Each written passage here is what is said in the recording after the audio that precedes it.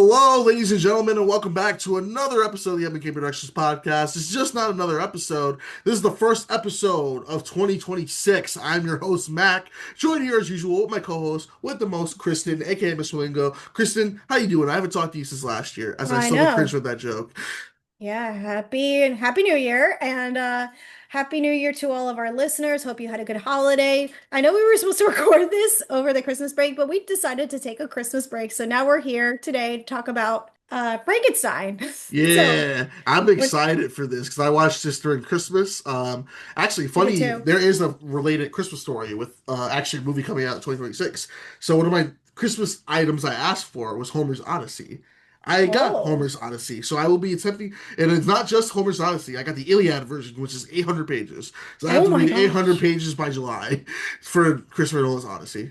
Oh, I see. I was gonna do that, but then I You like was your looking through sanity? all my books and I was just like, yeah, bro, I got too many other books and I already just started Wuthering Heights. I couldn't even say it.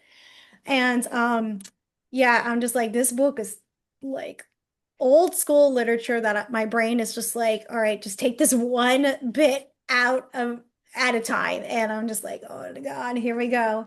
And I had to finish it before February 14th. So you know, good luck with your reading as I do my readings. I'm gonna So die. I've been seeing a lot of people or like get the Odyssey because of the adaptation. Yeah, because So I went to Barnes and Noble last week, and they were having a big sale on it. So I guess yes, they were it. 25% So I off. think they're probably gonna really push that this year because people are gonna be probably curious to see what it is about. And I've A never lot read of it before. a lot of people I went to school with read the book then, like when I was like either in high school or middle school. I don't remember. I can't say. Maybe it was high school. Yeah, so good luck to all of y'all who are reading that. I'm going to trust your word on how the Odyssey turns out. So yeah, but clearly I did not read Frankenstein. Did you have you ever read Frankenstein, Mac? God, I don't think I have. I think I've seen the only time I've known about Frankenstein is just the different, like the many interpretations we've had over the years. Right. I've never read the original, like, let me look it up. The original 1818 novel by Mary Shelley. Yeah. And I know it's a classic that many people do enjoy. I never read it, but Guillermo Del Toro certainly loves it, and many other people do love it. I know there's people have interpreted Frankenstein differently. This was a dream project for Guillermo Del Toro, and Netflix certainly believed in him. And Netflix and him have had a good relationship lately, in my opinion. It's kind of like how Netflix was like with Mike Flanagan, in my opinion, with Mhm. how they release his stuff. So, yeah, but I guess we could say we both watched Frankenstein over our ho Christmas holiday break.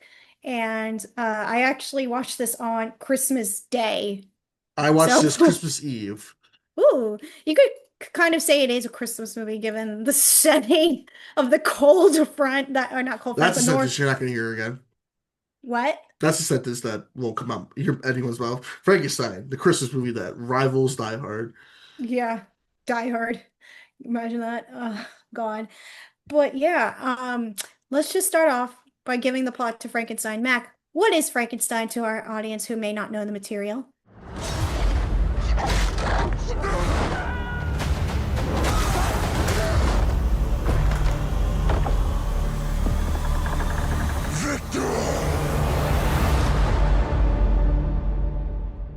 Well, if you don't know what Frankenstein's about, I think you're really stupid. No! So, but pretty much the story, the basis of Frankenstein, the movie and the plot, is a scientist named Victor Frankenstein. He wants to create a man, so he takes dead body parts and he raises it up to the lightning. He's like, and then the lightning strikes the body, and he goes, Igor, it's alive! And yeah, Ooh. but also it's learning you think he's a big dumb monster, but in many of the interpretations, he's learning he's a man, he's has flaws, and it's more follows his the consequences of creating life. And that is also the synopsis for this because this is an interpretation of the source material. It's kind of like Christmas Carol, like we talked about last week. Yeah, last episode. Wow, isn't that crazy? We talked about that. Like, Yeah, but yes, I will say I'm feel like I said I love you know me. I love the Universal monster movies. Like I grew up with hmm it. Wolfman, Creature from the Black Lagoon, um, Creature from the Black Lagoon, Invisible Man. And as I'm researching this, I forgot that this is the remnants of Universal's Fear Dark Universe from 2017 with the Mummy. Because after that failed, they hmm scattered all the characters around. So we've got the Invisible Man, we got the Wolfman this year, now we have Frankenstein. Yeah. And then in March, we're gonna have Maggie Gyllenhaal's adaptation of Frankenstein, but The Bride. So that's gonna be exciting. It's gonna be interesting when we compare the two later on. But in this version, who's starring in this movie, Mac, that So Guillermo we Del have Toro assembled? so for the film stars Oscar Isaac as Victor Frankenstein and everyone's favorite kissing booth actor Jacob Elordi as the creature, aka Frankenstein. We also got Mia Goth and Christoph Waltz in supporting roles as well too. I love Christoph Waltz in this movie. I'm Yes, sorry, he's just a talent. I love that man. But um, Mia Goth returns to work with Guillermo del Toro because they previously worked together on Crimson Peak. that's right. So it was nice to see the collaboration with them once again. But I believe this is the first time Oscar Isaac works with Guillermo del Toro and Jacob Elordi. And I was learning, and I think I forgot when I was researching and doing stuff on the project, but Andrew Garfield was actually supposed to play the creature, I saw that. which I thought that's a wild take. And unfortunately, what's his face? Andrew Garfield went to go star on a really bad Luca Guadagnino film and skipped out on Frankenstein to go work with him. And now Jacob Elordi is getting all that award season recognition. He I think just he got regrets that. it. I'm sure Andrew Garfield does regret it because of the just the outcome of what happened with After the Hunt. People like bashing it, the press tour for that, nobody really liking it, and just being like, maybe Andrew, you're probably better off with, you know, working with Guillermo. And I think eventually we'll see Andrew and Guillermo work together, but Mhm. I think this was a really huge missed opportunity for Andrew because the character work that was studied to bring the creature to life is really fascinating, and Jacob Elordi does do a fantastic job, and I understand he's getting so much award season recognition as I believe he should. I don't know if he should win, but I think that's all help from the makeup that he has and all the prosthetics that he's wearing because Jacob Elordi looks so unrecognizable He here. actually It's really does. actually insane. Like, and I'll give him credit to that because I liked his character here more than I did Oscar Isaac. I mean, Oscar Isaac is like great here. You know, Mia Goth is fine, but I wish we had more interaction between Mia Goth and Jacob Elordi because I really liked the seeing what the two were establishing. And uh, you know, I was talking about this with my husband and we were elaborating more a little bit on it and what could have been fixed, like at least in our opinions about what we were seeing about Mia Goth's character and the creature's character. But what is your take on Oscar Isaac and Jacob Elordi?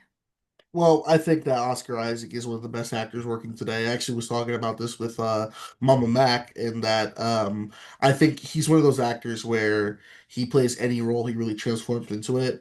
Even if it's something bad like X-Men Apocalypse, I still like him as Apocalypse, even though that movie sucks.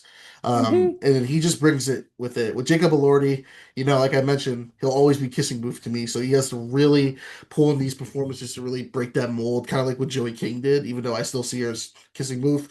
Um, I think in this movie, I think they do a good job with it, but that's more, I'd hmm say, like, I think Jacob Lordy has talent, Oscar, but I feel like your performance can get elevated when you have a strong director and writer like Del Toro who knows what he's doing. He thought Del Toro thrives in the fantasy aspect of films. That's why the second Hellboy movie is probably my favorite. And Labyrinth is another good one too. I think Labyrinth's like one of his better films. Um, and you have that strong writing, so I think it really elevates that. And Hmm. for him to do this type of movie, like we know that he could do these creature features. I think it works perfectly, and it really adds to some solid performances from the cast as well too. Um, I did feel that Mia Goth was a bit. She is interesting to me because I feel like she's still trying to find her place post Maxine Pearl Goth X whatever. Like I feel like she's being typecasted a little bit From of the starring time. in these horror movies. Yeah, like she hasn't really broken free. Like I think they're still waiting for Blade to really help her break free of that. But I think she's still Hmm. being typecast in these types of movies. Like she hasn't like really broken free from that stigma of just being that horror actress like that, you know? Hmm. No, I understand because I don't think she's been in really any other dramas that at No. least I could even recall her in.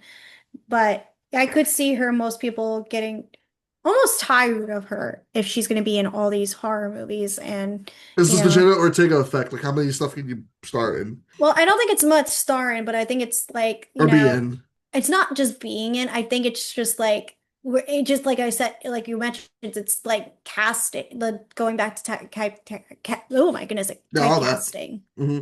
So, but yeah, what did you think of production design, visual design, score, all that Oh, that's jazz the going best. into? That is like the best part of the film. I think from the opening scene, I think that the set design is absolutely beautiful. Like that's what I like about these period piece movies and stuff like that, is that when you have people that actually care about the source material, they really make it look good. That's why Mm-hmm.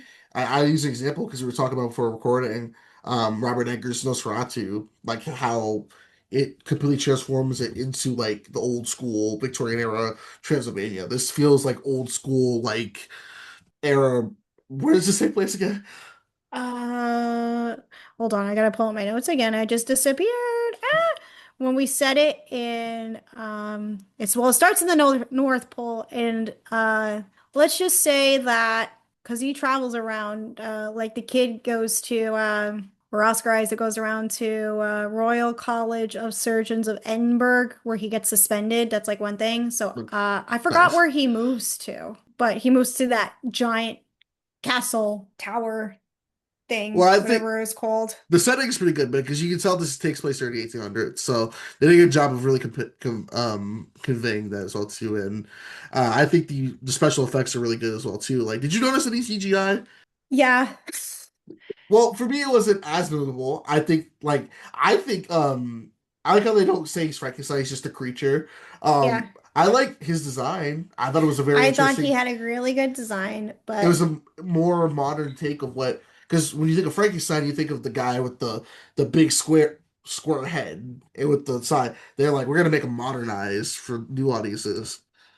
okay, well, I'll just say this really quickly. If we're talking CGI, there was like this terrible CGI thing that happens with Jacob Elordi's character, and it's with this scene where he's trying to escape I think I know what you're the talking about. castle and he goes down the slide, like the waterfall slide, whatever you want to call it. Hmm.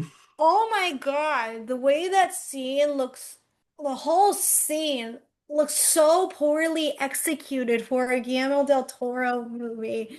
I was so Looked like surprised. Robert Rodriguez for a minute. It did, bro. It did. I was like, it took me out of the film for a minute. I had to like, Dylan and I had to go back and rewatch it because we couldn't stop laughing. The way the shot and the way the scene looked, looked so poorly executed. I looked at it and I was like, this is what they came up with. I was like, God, no. Why does he fall like that? Why does the scene look like that?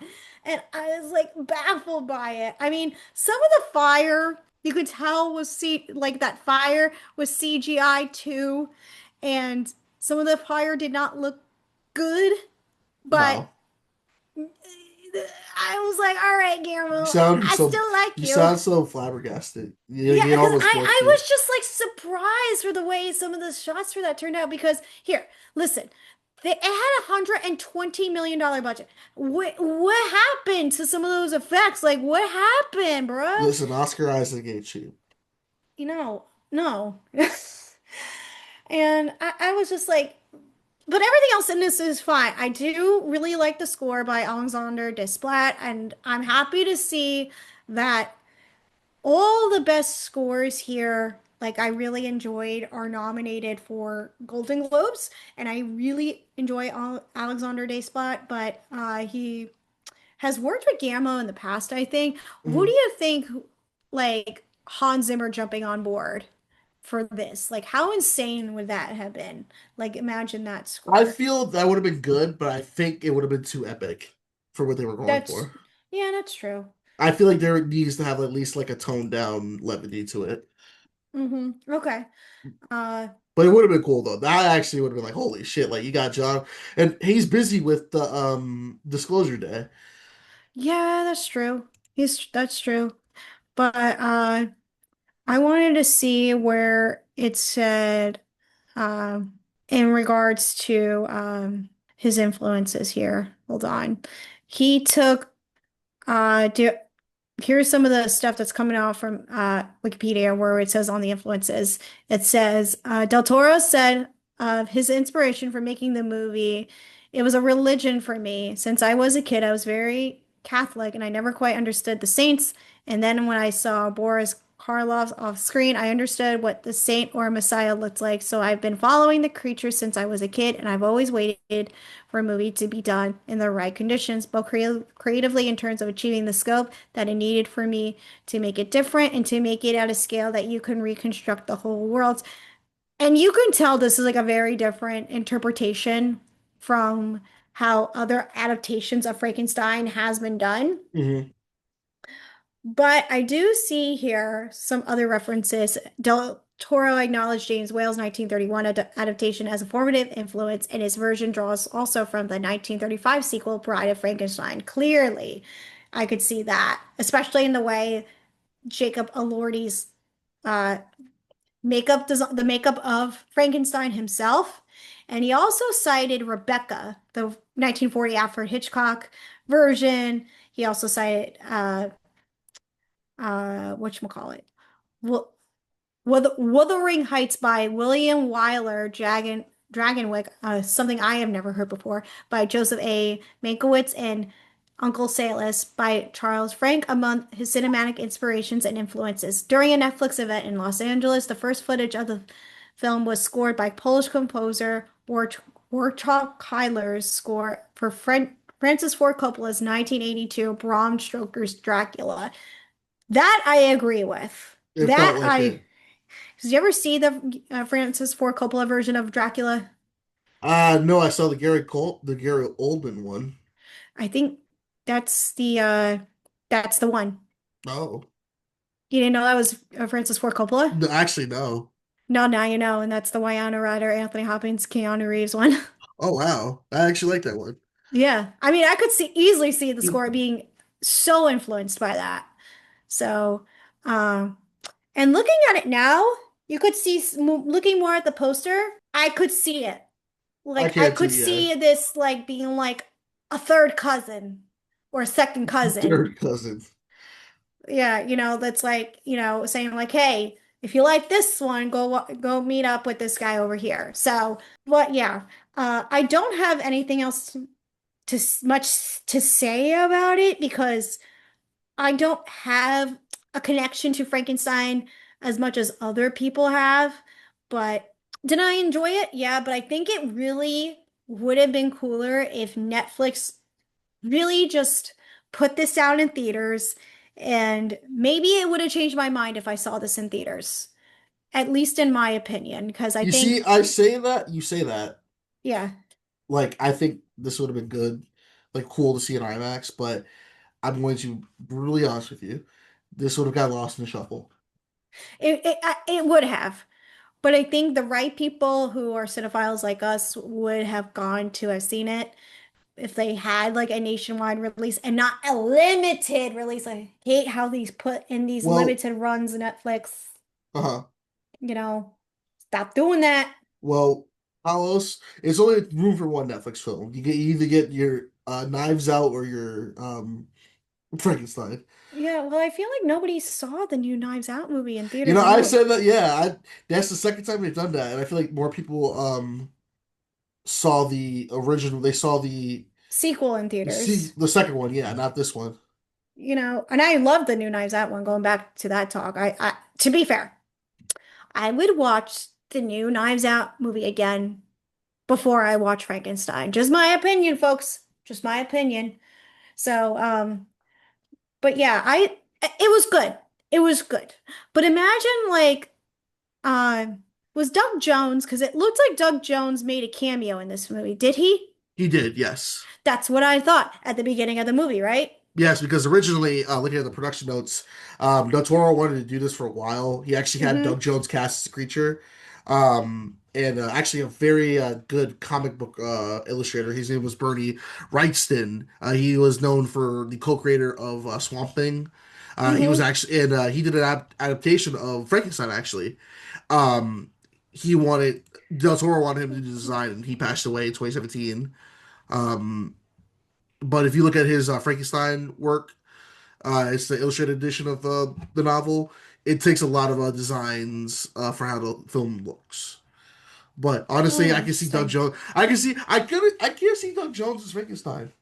Well, I think if for like cinephiles, then I know, because like you could say like the actor does really the actor transform, given the makeup and all that stuff.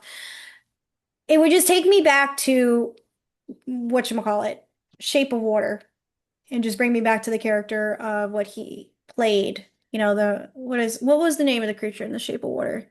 I don't I think it had a wasn't name. didn't have a name. I don't think so.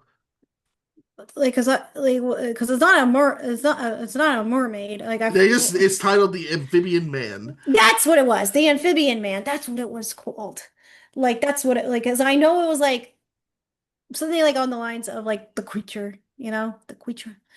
Um, but yeah, I don't have much else to say about Frankenstein, and I'm sad about it because I was just like, yeah, it was good, but it didn't blow me away like how it's blowing everybody else away. But also, do you know, actually, I take this back. I have one thing to say. Do you know what really screwed What? up this movie? The ending. The ending for Frankenstein, this 2025 Frankenstein movie, the way it decides to conclude is incredibly weak and brings the story down. It was like he was okay. I get Frankenstein is running around, not Frankenstein, the creature's running around trying to get, Victor, and just chasing him around on this boat. The opening for Frankenstein was top tier. I was like, oh my God, what are we about to get into? And then, okay, we get there, we're getting there, watching, Frankenstein come to life, Victor lose his mind and do all this stuff. Christoph Waltz and his character, Mia Goth getting married to Victor's brother, and then, people dying, and then it's like, okay, Frank and Creature's gonna go chase after Victor for a really long time, and then it decides like the conclusion it leads to, which I'm not gonna talk about in here because I don't want to spoil it, because I'm not a spoiler girly unless you decide to consider that for, review purposes, Mac. Well, But I hated the way this concluded, and that's what brought it down for me by like a grade, it reminded me like of wise. Pinocchio's ending. Which Pinocchio? Del Toro's Pinocchio. Did Guillermo del Toro? Oh, no. Oh, yeah, that's right. He did. Yeah. Well, to be fair, I love Guillermo del Toro's Pinocchio, but the ending for this, for Frankenstein, was incredibly bad, and how it ties everything together and what it says in the end. I was like, like it was like it had one of the. I felt like it hadn't not. I feel like the ending wasn't confident. I can feel that because it's like, well, it's the story of Frankenstein, you know? Hmm. And I feel like each interpretation has had its own ending purposes. So you really can say like who is the best ending, but I can feel you. I feel like people might have. I watched this with a couple friends, and they felt it was a mixed opinion. Half of them liked the ending because they got understood what it was trying to go for, and then the other half were like, yeah, I didn't really like that ending. Hmm. But No, but okay. But sorry, I just had to go off a weird rant. I don't know if that made any sense at all. well, I But feel like if our viewers watch the movie, they'll probably understand where you're coming from with it. But would you say this is Del Toro is one of his more stronger movies, weaker movies, or just kind of okay movies? I think it's in the middle. I think his best work is still Pinocchio because I really love that interpretation of what he did. And I still call me crazy. I like this more than Shape of Water, but I'm How also dare not a you? fan of Shape of Water. I still How dare think you? I like, his other films like Pan's Labyrinth is good. I do like Pacific Rim. I thought Frankenstein was better than Crimson Peak, I feel like I'm the only defender of like but I also love Nightmare Alley. Call me Shape of crazy. I Water. I loved Nightmare Alley too.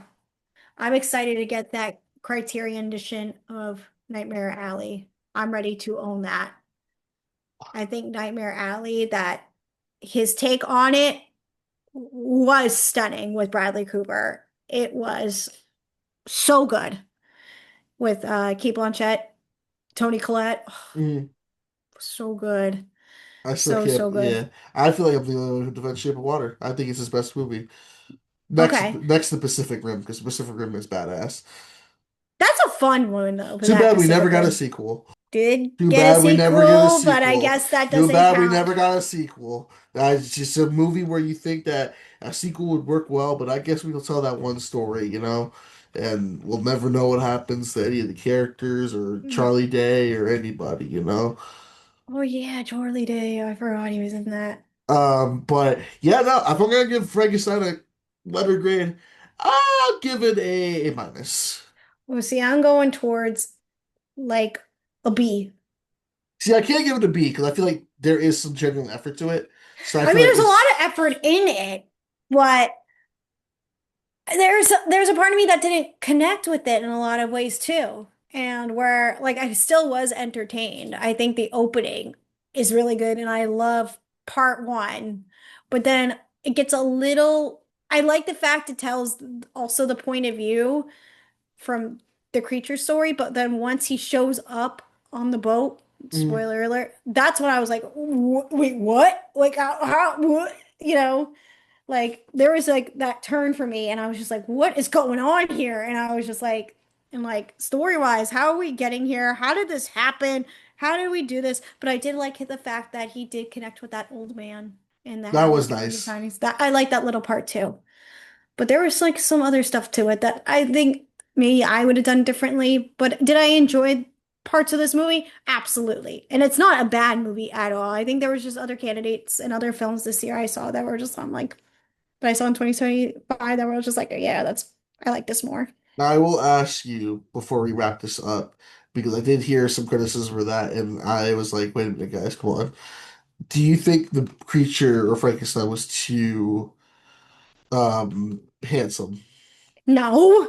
There were some people online that said that oh the creature should not be like handsome or something like that because of Jacob Elordi. That's what some people were saying. People are mad jealous because they think he's hot. And Hey, that's fine. You know, I'm, Jacob Elordi is cute. I didn't think he was handsome in Frankenstein. there's like the argument of Beauty, the live action Beauty and the Beast when Beast was like handsome and it was like how dare you ruin this? He's supposed to be ugly as a beast. He's the Beast. I didn't think the Beast looked good in Beauty and the Beast. I have a lot of hot takes for that Beauty and the Beast movie. Which The one? 2017. Oh, that one sucked. Yeah, dude. My Um, sister your sister what? Mac, my sister hates that one, and she is obsessed with Beauty and the Beast. She is a Beauty and the Beast girl, like all day, and she will tear down that movie to shreds. She does not like that movie. So, if you want to know a hater, go talk to my sister. Oh my gosh. But that's going to wrap up this quick little episode. Like we said, this was just a nice little episode to start 2026. We are in the first week of 2026, and we are excited to get you more episodes out this year. Our next episodes, we will be focusing on the best and the worst films of 2025. Which one do we got coming up first? We're going to do first. Well, I'm just gonna ask you, you want to get the worst out of the way or the best Let's get out the of the worst way? out of the way, because that's always the funnest. You always get the negativity out the way to get the positives. Yeah, and I'm excited to talk about the worst then. There were some stinkies out there, but I didn't see too many stinkies, but there I were some actually, stinkies. when I made my list, I completely forgot about some films. And so I watched like someone else's top 10 and said, Oh my gosh, I forgot about that. And Yeah. some of them escaped because I just forgot. They were that bad. Yeah, mine slipped my mind and I was like, "Oh no, I forgot to put this one in."